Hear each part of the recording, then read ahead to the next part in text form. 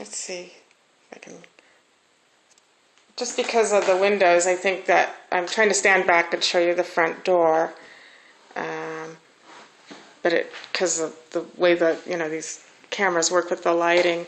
But so the door opens right into kind of a rectangular room. So here you've got kind of a living room with built-ins, fireplace. Hang on. I'm just going to show you, try to give you a feel for what it's actually. I haven't been through, I'm still in the first room, but it's really cute. As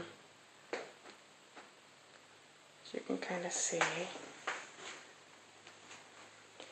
got some, show you the tile here. It's kind of a, I don't know, mossy, sagey green. Sometimes the colors aren't going to come out that well. Wouldn't be too hard to, looks like they've been painted, so if you wanted to change the color.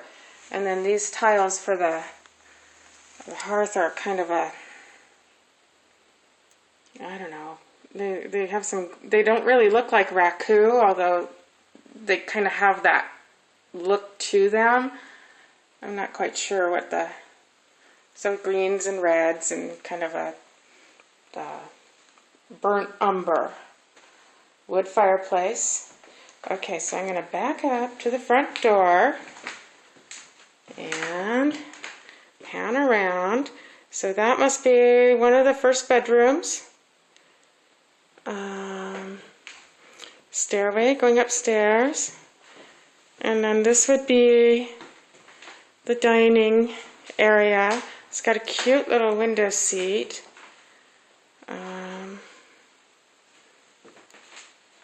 Simple little light fixture. That's the one of the windows to the front yard.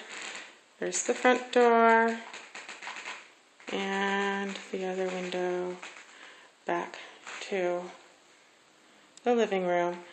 I will point out that the ceiling has, I'm not quite sure if they're what kind of ceiling tiles, but they've definitely put someone at some point has put ceiling tiles up on the ceilings, at least in these two rooms.